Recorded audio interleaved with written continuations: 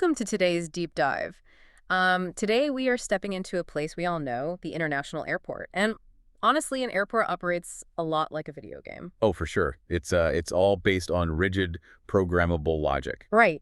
You have to clear these very specific checkpoints to reach your goal. Exactly.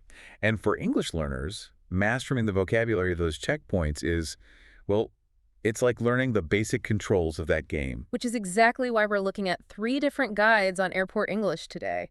We are keeping the language simple, the pace comfortable, and just giving you the exact keywords you need. Yeah, we want to make that stressful environment nice and smooth for you. So let's unpack this. How do we conquer the very first boss? The check-in counter. Well, it starts with your documents. When they ask for your passport and visa, you really just need to say, here you go. Just, here you go. Yeah, keep it simple. Staff are trained to look for behavioral anomalies.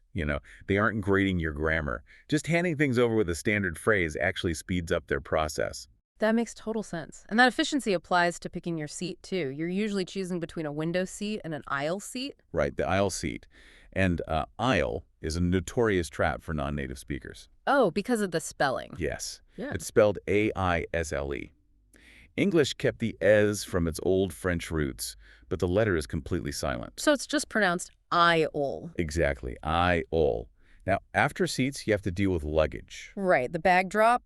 The system splits this into 2 things. Your checked bag, which goes under the plane, and your carry-on bag, which stays with you. And this is where people hit the dreaded O word.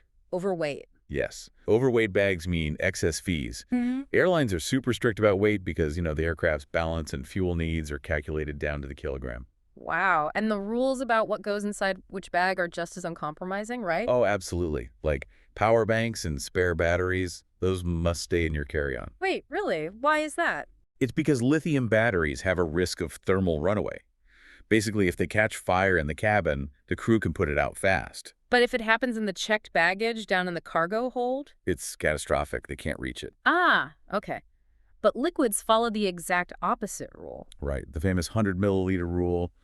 Big bottles of shampoo or lotion have to go in your checked bag. Which feels like an arbitrary punishment sometimes, but it's actually a global security measure against liquid explosives. Yeah, it's all based on the chemical mass needed to cause structural damage. So that brings us to arguably the most stressful part, security. Definitely the most friction-heavy point. It's loud, people are rushed, and the officers speak so fast. So what should English learners listen for? Just focus on the action verbs, things like remove or take off your jacket and empty your pockets. And then they tell you to put your stuff in a plastic bin or a tray. Exactly. But the really critical command is take out your laptop. Right, because the X-ray scanners can't see through all those dense electronics. They need their own bin. Yeah. But hey, what happens if you walk through the metal detector and it beeps? Oh, people always freak out. I mean, I freeze up. Right. But mathematically, the machine just detects a specific amount of metal.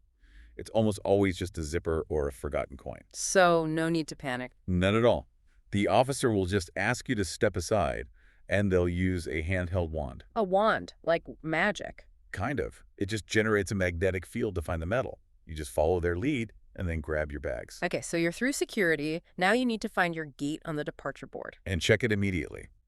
Our sources emphasize this because gate numbers change constantly due to air traffic control shifts. The gate on the ticket you printed 3 hours ago is probably wrong. Very likely. And watch out for the final hazard. Let me guess. Duty-free shopping. You guessed it. People get distracted smelling perfumes and completely miss their flights. Oh, no! Because if you hear a final call over the speakers, they are closing those doors. Literally finalizing the wait sheets. They will not wait for you. So by just understanding these mechanics and keywords like aisle, carry-on, bin, and final call, you can confidently travel anywhere. Yeah, it doesn't matter how fast the staff speaks. You're just speaking the operational language of the airport itself. You stop being overwhelmed and just follow the system. But, it makes you wonder about the future. How so? Well, the sources talk about the rise of self-service kiosks.